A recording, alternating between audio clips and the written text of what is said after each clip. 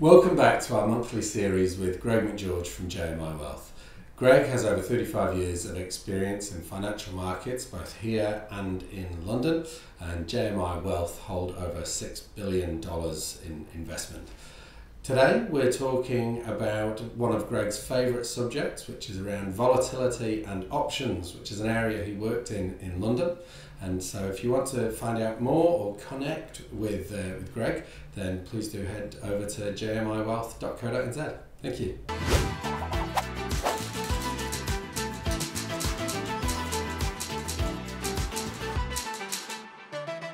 What's been happening this month, Greg? As always, there's been quite a bit going on. More doom and gloom from the commercial property lending market, and lots of central bank announcements of late as well that are all pointing towards interest rate cuts later in the year. But I want to talk about something unusual that is happening in equity markets in the US of late. There's an old saying on Wall Street that stock market takes the escalator up and the lift down, and that's based on the notion that sell-offs are often swift, intense and highly volatile, whereas a rising market typically takes that more leisurely escalator journey upwards and is far less volatile. So we would normally expect to see lots of small gains with the occasional big down. But since 2022, that scenario has flipped. While we are still seeing down days, they are far less frequent and far less severe. Instead, we are now having big up days, more of them compared to those down days. And since the beginning of this year, the margin of intensity or volatility to the upside compared to the downside has shifted towards its most extreme level in 22 years. Volatility isn't even or symmetrical. In fact, it's asymmetrical. And by that I mean the amount of volatility will differ depending on if the share price is going up or if the share price is going down. In theory, that shouldn't happen in a perfect world. Volatility should be the same whether or not the market's going up or the market's going down. But because of our own human behaviours and biases, we tend to force volatility higher when share prices are going down. This is because during market downturns we tend to act irrationally and panic, often selling investments that we probably should have held on to.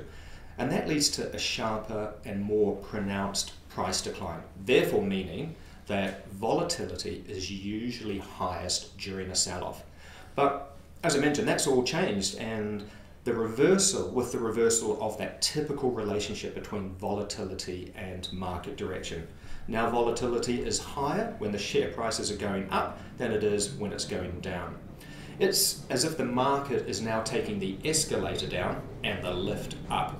And that can have some serious consequences for the markets. So when you talk about volatility, what are you referring to? Volatility in the stock market refers to the degree of variation or fluctuation of the share price over time. It's essentially a measure of how much the share price is likely to deviate from its expected return over time going forward. So high volatility means the share price is likely to fluctuate more and move around, whereas low volatility means a share price that is likely to be relatively stable. Some sectors of the stock market are naturally more volatile than others, of course. For instance, you can expect the share price of some tech companies to be more volatile due to, say, advancements in technology that create disruption. And likewise, the biotech pharmaceutical companies will have far more volatile share prices given the uncertain nature of their business when it comes to new drugs or treatments being approved or declined by regulators. And you know, we've seen a great recent example of that in Nvidia. It currently has a volatility of 48%, and that's down from 65% at one stage. So what that means is the market thinks that Nvidia's share price could move up or down by 48% over the course of the year. Whereas, of course, something like the utility sector is considered to be a low volatility sector, as they provide services that are essential, irrespective of the economic cycle. They tend to be heavily regulated and have steady, dependable cash flows. But volatility is all relative.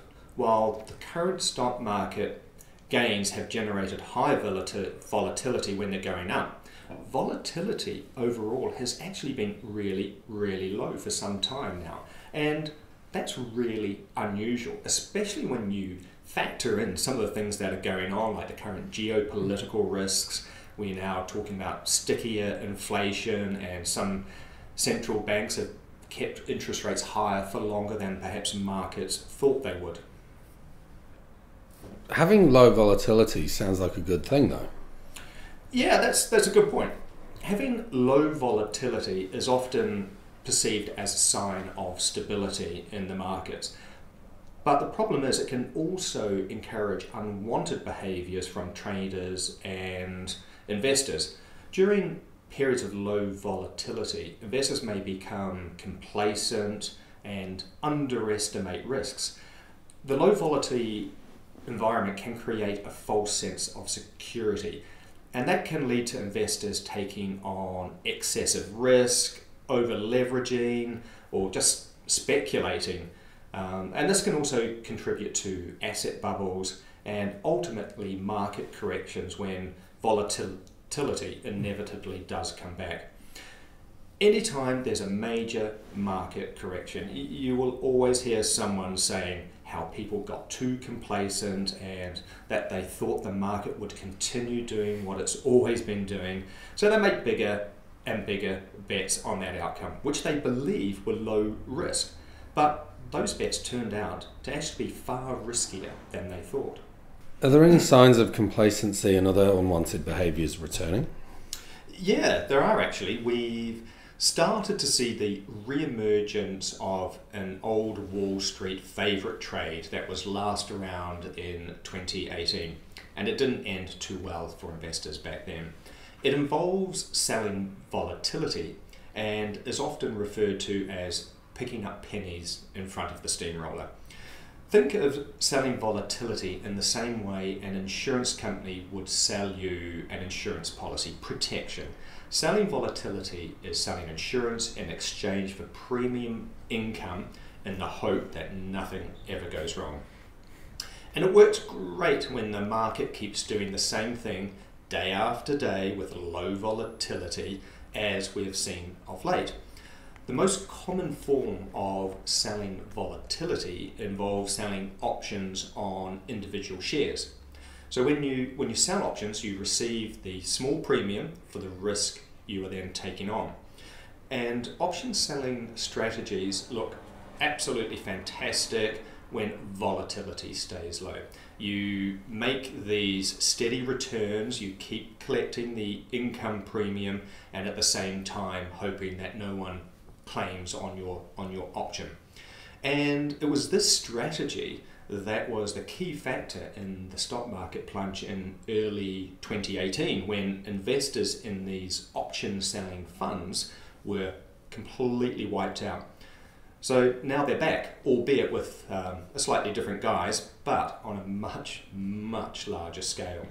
Their new form largely takes the shape of exchange-traded funds that sell options on stocks or indexes in order to juice up their returns.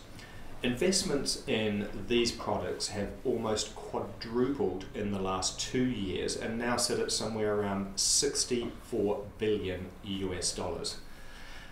The 2018 version of short volatility trade that caused so much damage and was subsequently referred to as Volmageddon only had about 2.1 billion US dollars invested.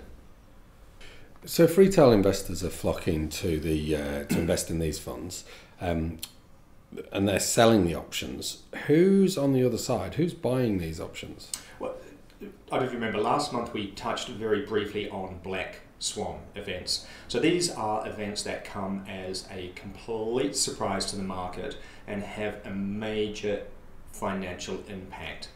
And there are actually black swan event funds you can invest in.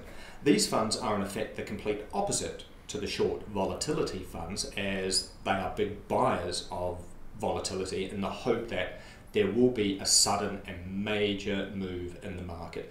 These funds did particularly well when COVID hit in 2020 and volatility spiked through the roof. But now, with this lack of volatility in the market, they're losing money day in and day out, and some of them are actually now closing their funds. And the other interesting big buyers of these options or volatility are retail day traders, hoping to hit the jackpot with a big payout on their small upfront premium payment. Options are a highly leveraged product. By that I mean you can gain a very large exposure to the market for only a small upfront payment, but the potential payout can be huge. And it's because of this, day trading by retail investors in option has gone absolutely crazy. Before we had meme stock investors, where this was when retail investors would drive up the price of a share of a stock. Often it was over a very short period, and it was fueled by social media platforms, in particular Reddit. These stocks would gain attention and momentum simply due to a viral post or meme, and you'd have these day traders jumping on the bandwagon and buying it up in bulk. It didn't rely upon fundamental analysis or traditional investment strategies. It was a case of you only live once, it's going to the moon, everyone jumped on. It turns out option trading was the natural next evolution for them. Now they also have the added bonus of leverage, which is juicing up their returns. I mean, who wants 10 or 20% daily returns on your meme stock when you can leverage yourself up and start getting potential 600-800% daily returns? Of course, the problem is, just like any form of lottery or gambling, the house always wins in the end. You also mentioned at the start that higher volatility when markets are going up can have serious consequences. That's right. When volatility goes up in tandem with markets going up, this is referred to as the leverage effect. And it goes hand in hand what we were just talking about in terms of those retail option traders. The leverage effect is a classic sign that the markets have become overconfident and that investors believe the market will just keep going up. The retail traders are flooding the options market. They are buying up huge amounts of options and gaining exposure to a very bullish market direction. They simply believe the market will only keep going up, and they keep buying these bullish options. And in doing so, the institutional traders, who are often on the other side selling the options to these people, they also want to manage their own risk. And to do that, they employ a strategy called delta hedging.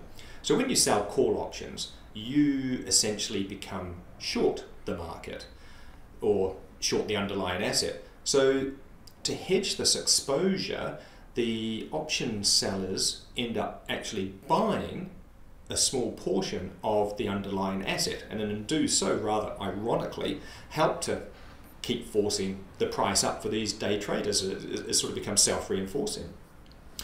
It's this option trading behavior that is being cited as one of the main reasons we have this unusual situation at the moment of higher volatility when the markets go up. There's also an element of FOMO. A rising market naturally attracts more buyers, further driving up prices. And this feedback loop can lead to exaggerated price movements. So what should investors be thinking of? Well, the leverage effect highlights the asymmetric nature of volatility in financial markets and has important implications for investment portfolios. portfolio construction in particular comes into focus, and the benefits of diversification quickly become apparent. Well, certainly will become apparent when the leverage effect eventually unwinds. Investors also need to not be complacent and be emotionally prepared for future increased volatility. It is, after all, just a natural part of the market. Well, Greg, as we sat here with a beer in our hand, can you update me on your ERG challenge, please? March has been a great month for me. Thankfully, I had quite a bit of catching up to do. So, month to go now, April, and I'm just over 200,000 metres, which I'm feeling very confident I can do that in 1 month. Although the daily average is up to 7,400, I suspect I probably won't get an ERG in today though.